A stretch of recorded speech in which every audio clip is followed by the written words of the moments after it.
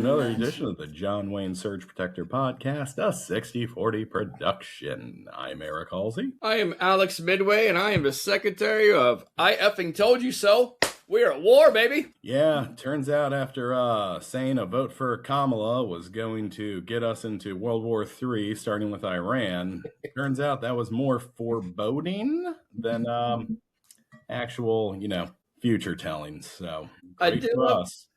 The first thing he does after he sets up the board of peace is he starts a war. Yeah, I saw somebody put it up, changed it to board of peace, spelled B-O-R-E-D.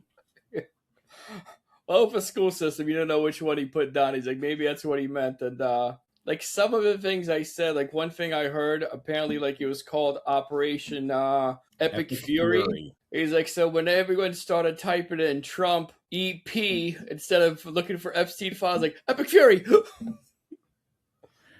It's possible. I also think just these Monster Energy drink riddled brains were like, how do we find something cringier? And they're like, I know, Epic Fury. And I will give a shout out to, did you see Colin Jost do his Hegseth this past weekend? No, I didn't watch the SNL yet. Oh, buddy, cold open.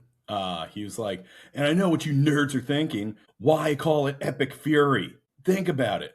4 letters in Epic, 4 letters in Fury. Perfect knuckle tattoo. It does make sense. God, it's brutal. It is. We are cooked as a nation. There was another thing. It's like Epic Fury. I was like, I don't know. What are the initials on that? And like, what are the initials on Epstein files? I'm like, oh, they're the exact same. Uh-huh. And then Duffelblog did one. It's they're like, thanks to a Department of War typo, there's a bunch of furries running around the Middle East. You know what? If you can't kill them, I guess confuse them. Yeah. We'll get another war business. It's going to be a huge part of today's episode, but let's take out the hits here. 402 is what we left you guys on Thursday for Tesla. Dropped down at 392, and it's actually up from a low at 386 when Elon posted on Instagram that you should hold on to your Tesla stock. Crisis averted there. Glad he cleared that up for us. Yeah, I think it'll be worth a lot of money. It's like, no date? Fair enough. At least you're not sticking to that timeline. Says the guy who said money is going to be useless in 5 years, right? There's a lot of switcheroos going on here. Yikes. But I started looking around. I'm like, why is this thing actually going down? I was like, what horrible thing took place? And I couldn't find too many things. I found one article and it said 3 different reasons. And number 2 and number 3 was like, it's overvalued, yada, yada, all kinds of stuff. I'm like, yeah, that's a gimme putt. But the first one said is the fact that Victor Nichita, he was actually described as a vehicle program manager for Tesla's robo-taxi, like the thing that's going to propel him to the next planet. As far as money goes, he's like, yeah, I'm out of here. So that's like some tie-in talent leaving. And another thing that came out in Reason 1, and it's kind of a 2-parter, and it really caught me by surprise. Like, Tesla has logged about 562 hours total in California in order to get the permit to get the actual robo-taxi. And they haven't really logged any hours anywhere else in order to get a taxi to run these autonomous vehicles. So if you say like your whole company model switching over to this, and then you're not taking the time to actually apply for the permits to make it happen, like that should make the stock drop. That's not the mark of a genius. Yeah, that's I guess we've just taken for granted that, rich people and titans of industry with these companies kind of like have a legal department that are like, hey guys, as for compliance sake, like we need to get this done. And evidently Tesla doesn't have that. I will give him credit. He may have also figured by this point Trump would be running the entire place with an iron fist, except Grandpa's forgetful. He's like, instead of focusing America, he's like, I gotta go to Iran. Like, fair enough, buddy. These regulations can wait. Yeah, it was true when he said it about Obama, who did not bomb Iran and instead made a deal. And then Grandpa tore that deal up and is now doing the exact things he was accusing Obama of before he accused Kamala of it. If I have all this straight. He'll start a war because his numbers are way too low. I was like, check. I was like, because he's a horrible negotiator. I'm like, that's 2 checks. I was like, which other one, Donald? Ooh, I did see, I can't remember if I think it was yesterday, possibly this morning, It looked like the Dow dropped like 1,100 points like ASAP. Does that mean we can drag Bondi in there to start answering these questions now, or? Well, for free space on kid diddling is apparently over, so yeah, I guess accountability's back in. Just kidding. No, it's not. So, it'll rebound somewhere. Mosk will post another positive Instagram video, and we'll be right back at it. But we have a lot of war things to get into, and we had a big action-packed episode. So last week, I kind of told you about the flamingos, and they knocked out a factory making drones over in Russia, about 1,800 kilometers away, or about 700 some freedom miles. And there's a little bit more to the story. But one of the reasons the Tomahawk is so impressive is not just because of a payload. It's the fact that it flies low to the ground. So every time you make an offensive weapon, someone's going to make defense. And when you fly low to the ground, defense can't really pick it up. And that's why the Tomahawk is very effective. And apparently these flamingos, instead of taking a straight path, they went ahead and just skirted the bottom of the Don River all the way up to this factory. And going 1,800 miles, like doing this stuff out of Top Gun, where you're all the way down there low to the floor, that's a huge accomplishment for a country that did not have cruise missiles 4 years ago. Honey Badger Stan, I'm telling you, man, they're finding new, more fun and clever ways to just make Russia look weaker. I mean, it's the first time, I believe, last month Russia's gains have actually been negative in Ukraine. So I think renaming the segment Honey Badger Stand Update might be the better part. I think we might roll with that one. Not to mention, it's gotten the most likes on all of our social medias. That is true. And one very confused man on our Grindr account. Mm-hmm. So it's that was last week as far as the flamingos goes. But what is Ukraine up to right now? So surf and turf, baby. They're going after the Novorossiysk port and the Admiral Grigorovich class frigates. So on Sunday, the port experienced a very large influx of new drones coming in. And some of the photos that they found, there was smoke coming out of one of her frigates. It's still not a submarine, so it's not a complete catastrophic loss. But apparently some of the drones coming in were the Sea Babies, and we told you guys about those. And those Sea Babies, they were talking about the variants could be up to $1 million. Can you guess what the cost of an Admiral Grigorovich class frigate is? Is it $5 million? Times 90, because it comes out to $450 million per frigate. It's between 450 and 500. And that's ROIs that not even Tesla's operating at. You know, I got to tell you, the way Ukraine keeps finding like weapons that cost a 100th of Russia's and still finding a way to just FS up. Yeah. I love it. It would be like someone from Florida, like having Molotov cocktail as like their answer to everything, but it works. Traffic stop, Molotov cocktail. Taxes are due, Molotov cocktail. Kids not talking to you? Well, you know. Touch them. But that's actually going to be a trend going around here, using less to do more. The whole thing in Iran, have you seen some of the videos that are coming out of Tel Aviv? Oh, yeah. Yeah, those rockets are finally hitting. Like Tel Aviv, like all of Israel's got the Golden Dome and everything's all great. But the downside is, like, Iran's a legit country. It's not just Hezbollah. It's not just Hamas. It is a full-on nation state. So they are launching big boy missiles. So are they poor? Depends who you ask. They are not about shareholder value. So technically, yes. I don't know, man. I kind of feel like there's a bunch of money in Iran, and it's like a pretty big country. Maybe this doesn't seem like the type of fight we go pick. Yeah, if you take a look at the actual size of Iran, a lot of people, especially in that the Republican Party, started Googling where the F is Iran, and they're starting to find out a few things, because some of the things that changed, like the Ayatollah got killed, and his replacement Ayatollah apparently got killed the first day. So horrible day on the job. But before the invasion, they kind of knew this was coming, so they decentralized their government a tad bit. So now you kind of have like splinter cells and everything else able to operate. Like the military is not just tied to the Ayatollah. And if you take a look at you take a look at Iran, 636,000 square miles.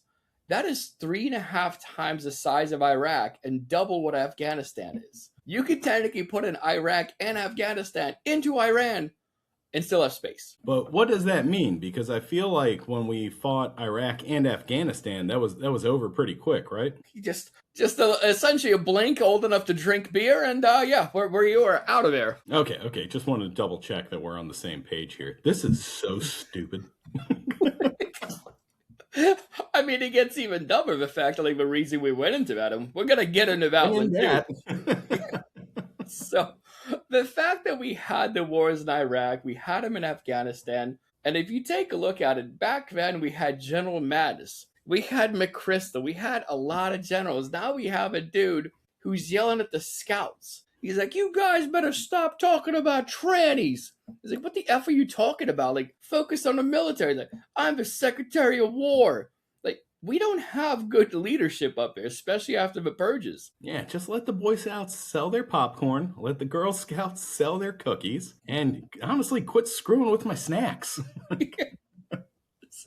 It's wild, but we started this war, and right now we have 6 casualties on our side. And it's 6 casualties literally on our bases. These aren't forward deployed troops. These aren't Delta teams raiding anywhere. This is literally them hitting on our bases where we have all the defenses. And it's going to get worse because a lot of the actual area out there is waking up to the sound of a Shahed drone that Ukrainians have been waking up to as an alarm clock, a little sound of a lawnmower, and they don't like it because the Shahed drone's about 25 to 50K to make, and they are making about 400 of them a day. Some actual estimates say they have about 80,000 of these. So again, offensive weapons, defensive weapons. So they got about 80,000 making 400 a day. Well, we have Patriot missiles, which cost $1 million each. Now, if you really want the good stuff, the THAAD missiles, the terminal high altitude area defense, for the bigger missiles that go up higher, that's a baker's dozen of Patriots for the price of one.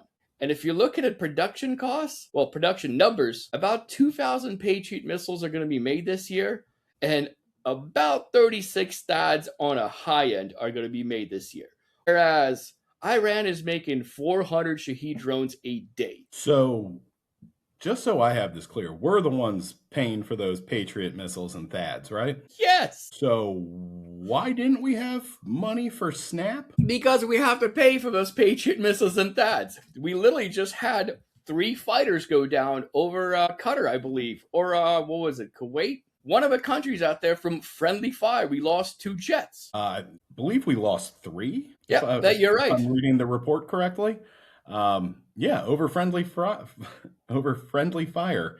And as soon as I read that, I initially thought we shot our own stuff down. But turns out it was one of our, quote, allies, unquote. And then it was explained to me, what are the chances that this was a miscommunication? Because old boozebag Petey was just, maybe whatever the other country wasn't on that signal chat. Well, the whole thing is, Petey was ranting and raving about rules of engagement. He's like, we're going to war, baby, and we're not having rules of engagement. Cool. That stops you from having this friendly fire if you have these things in place.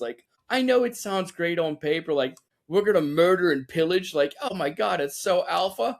But then you shoot down your own jets, you look like an idiot. I cannot wait till he gets hung at the Hague.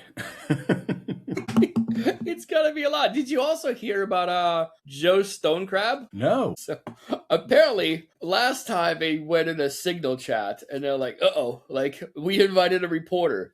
This time, I forgot who it was, but it was a dude out of TMZ. And he was like, yeah, I usually have his podcast checking it from home, but I had to do it from here because I could not leave Joe Stonecrab because the table next to me is talking about the vile things they're going to do in Iran. And by the time this airs, most likely will be happening. He was eating lunch in DC, and these dudes were talking about invading Iran. This is the dumbest administration. Speaking of which, did you see the photo op they did from the Situation Room in DC? Oh, never mind. Hold on. That was Mar-a-Lago. Did you see how hard they were trying to replicate that Obama photo? Yeah. And if you look at the Obama photo, he's next to the general. He's like, hey, man, I'm just going to chill right here. You guys do what you got to do. And you see Trump, he's at the head of a table. Oh, I run this place. And did you see what was on the wall behind him? The location of all the U.S. troops? Correct. What was it, Geraldo, during the first Iraq war? Yes. When he put that map up there. But it's also the fact that, like, anytime you're in a situation room, it's supposed to be a controlled place because you are talking about all kinds of crazy top secret things. And this a-hole literally has it at Mar-a-Lago, and he told all the people there, like, he keeps inviting them, if you bought some of his crypto, you're invited there, and you could probably bring a parabolic mic with you and start listening in. But he's literally doing this at his actual residence. This is not a wartime president. I don't care how long he tries. Buddy, this is a drunk toddler. There's... The drunk toddler.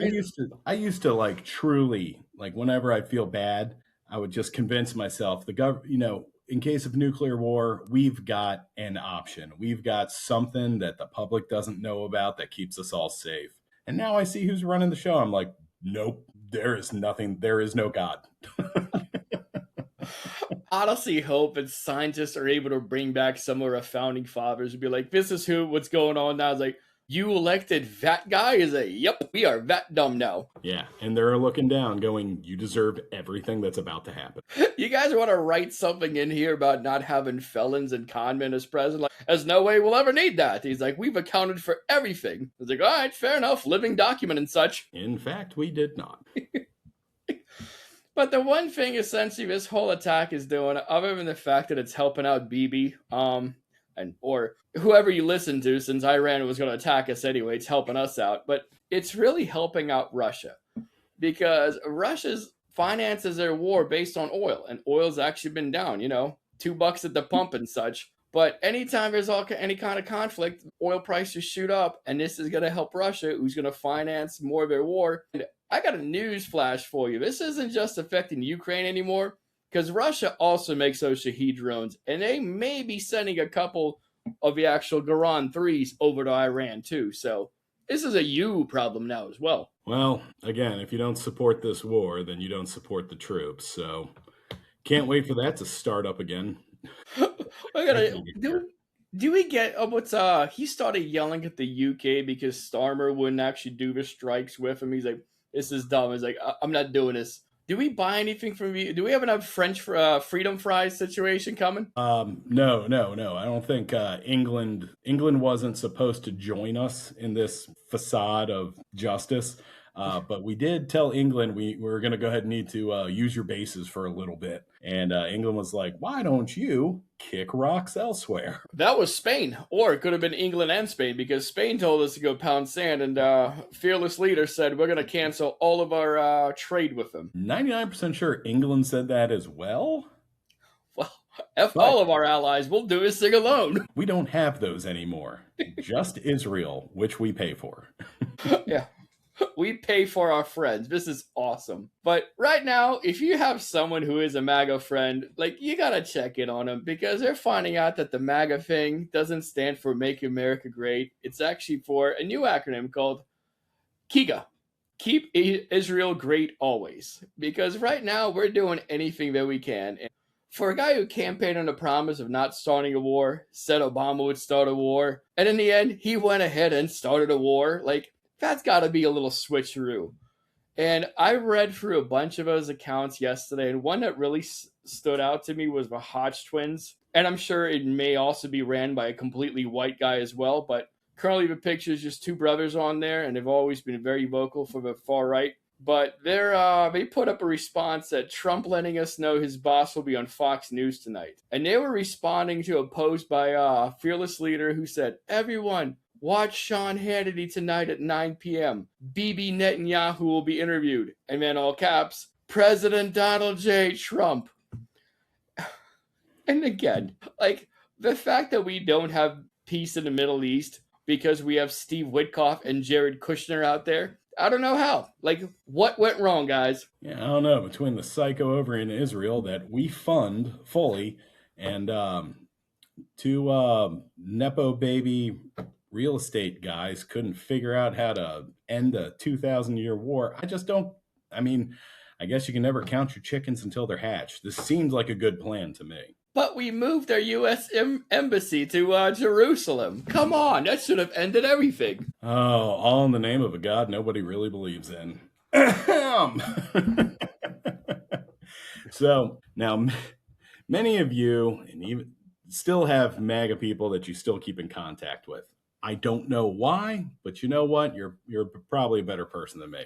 But many of you may be wondering, how can we go to war without Congress's approval? Well, you should have asked your nerd questions back when dorky separation of powers was still a thing, dum-dum, because it ain't anymore. Well, the president still technically needs Congress to approve a war if you're into laws and stuff.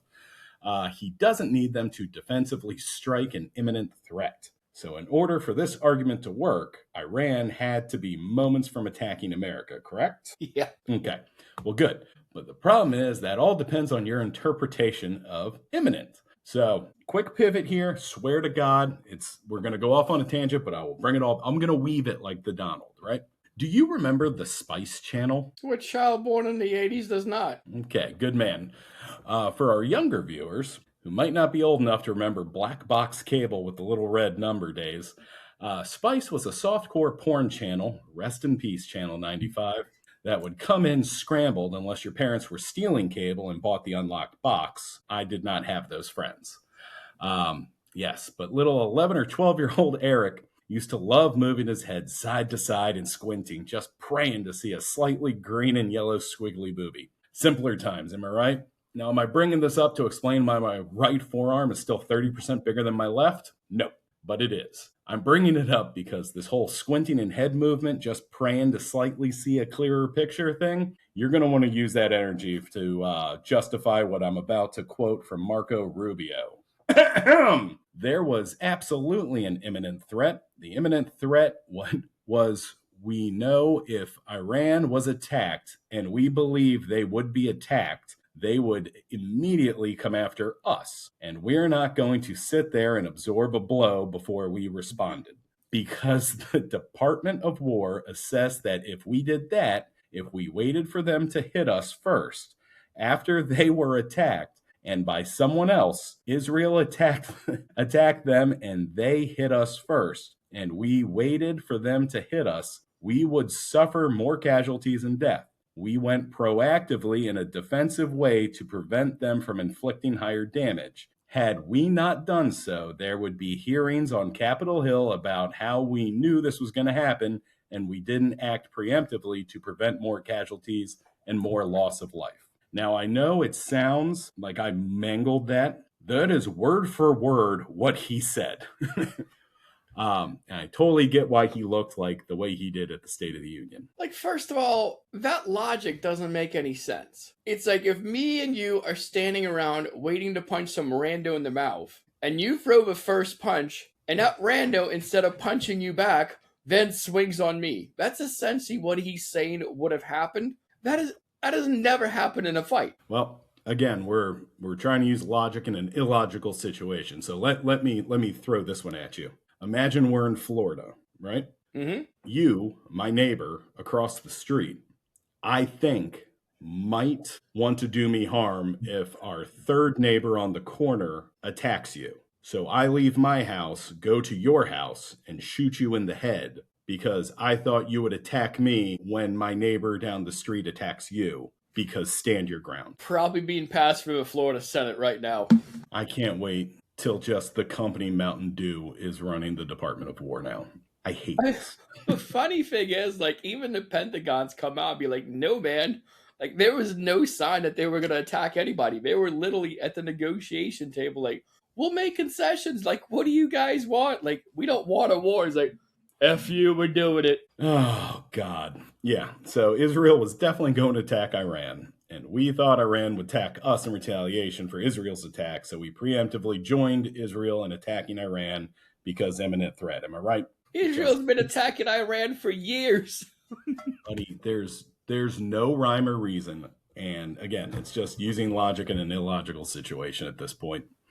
Fun note, one of the first targets to get leveled was an Iranian girls' school.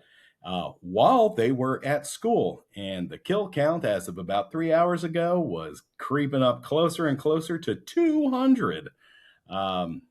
So are we Russia now? Wouldn't be getting killed if you were in the kitchen. Yeah, it's brutal. And again, for those of you paying attention to the past 30, 40 years, another Republican tanks the economy, gets us into another BS war in the Middle East, and this time, Outkast doesn't even make music anymore, so we don't even get the Bombs Over Iran banger sequel to be our summer jam.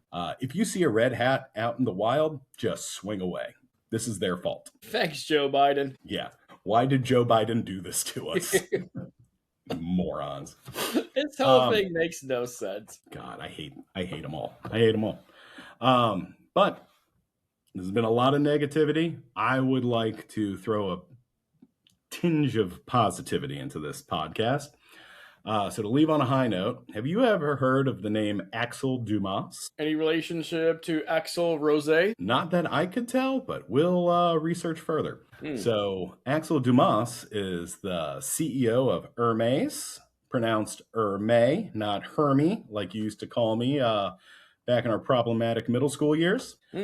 Dumas popped up in the Epstein files during the last mass dump, but not for what we've grown accustomed to. Epstein evidently tried numerous times over a 4-year period to get a meeting with Dumas, trying desperately to get in his good graces to somehow have something to do with Hermé, including crashing a Hermé workshop back in 2013 to try and get some FaceTime with Dumas. After repeatedly refusing to meet the pedo, Jeffy found a brand new way via an auction. So in 2016, Epstein won a charity buzz auction for an internship at the Hermes corporate office. Once Dumas discovered the winner's identity, he not only refused to honor the prize, he returned the money to Epstein for the winning bid. Weird how all these other titans of industry get snared in the little pedo's trap, but one guy was able to avoid all the trouble in the world by just not being a greedy little not. Yeah, it's wild. It's like, well, he was friends with everyone. It's like, well, apparently not everybody. It's have we looked at his net worth, Axel Dumas? Is he a billionaire? I'm guessing no, because I think it's that third comma that gets you really into children. Nope, never mind. Once is he's part of a family, and they are estimated as $30 billion of 2017. He's one of the good billionaires. So we do have billionaires that don't rape kids. It might not be plural. So far, we have one, singular. Well, you know what? Why isn't that guy just donating to politicians? Why can't we get like a good guy party going? It'd be nice if it happened. Like Costco, Hermes, and who's the other company we like? Is it only those two? No, Ben and Jerry's. That's the one. Those guys are awesome. But one company that's not making very good waves is the fact that McDonald's. Have you seen the video? Oh, I watched this abomination. So if you guys haven't, McDonald's unveiled a new Big Arch Burger. And to unveil it, they had the CEO, and he grabbed it and he's like, oh man, this thing's so big. I'm going to take a giant bite. And he took a nibble. He's like, good. And if you've ever watched The Simpsons and you ever remember that episode where Krusty took a bite out of a burger and just spit it out, it had the same vibes. This is just my thought when it comes to like stuff like McDonald's. Do not put some 140-pound CEO in front of me to try and sell me on this burger. I want a construction worker. I want a big boy in there. I want somebody who's going to have ketchup and like a pickle on his cheek after this bite. Don't give me this sissy little little tiny nibble. It's just bad for everybody. Don't do the CEO. Do like a CFO. Whoever you got as a fat body in there, just put them in. And apparently Burger King went ahead and, as the kids say, clap back, because their CEO is pictured. He got a little kiss for cook thing on, and he's out there and he just bites into it. And he's got sauce on his lip. He's like, the only thing this thing needs is a napkin. I was like, you know what? Respect on that one. Because apparently the Whopper. So absolutely. See, that's the way to do it. Exactly. I will tell you, waiting on Wendy's to weigh in. I don't know if you follow Wendy's on Twitter. They're the ones who started the whole clap back thing. Like, it was hilarious. Oh, yeah. And ever since ever since Dave Thomas kicked the bucket, Wendy's is mean. I am dying to see their response to this. Well, did they actually unveil or redo one of their burgers? Because both the Whopper got redone and the Big Arch is brand new. You don't think all these fast food restaurants have an what do we do with our downward month? Release something new plan? They have to. I tell you what, when what's it called? Domino's redid it with their pizza. They made it edible again. Well, Domino's did a full on overhaul on their stuff. Yeah. But everybody else, you don't think Taco Bell's got 65 different things they make with the same 5 ingredients just on deck because of a down month, just in their wait and see plan? Buddy, Green Day plays nothing but power chords, but his stuff still slaps. I don't care how it's made. I don't care how a hot dog is made. Give me the end product. If it's delicious, I'm in. I want Wendy's to come out with a 5-stack square burger and call it the Bigger Arch and just have a slob, just a 30-second commercial of a guy trying to power eat it. It comes with an Ozempic syringe. Yeah, exactly. Wendy's, hit us up. I'll be your boy. It's a $200 burger because it comes with drugs. Wendy's, you make that happen, and I'm your guy for real. Not a bad idea. I'm off to go write emails to Wendy's. I'm Alex Midway. And I'm about to email Wendy's about possible mushrooms to marinate to put on that bad boy. I'm Eric Halsey. Daddy, chill. Later, Gators.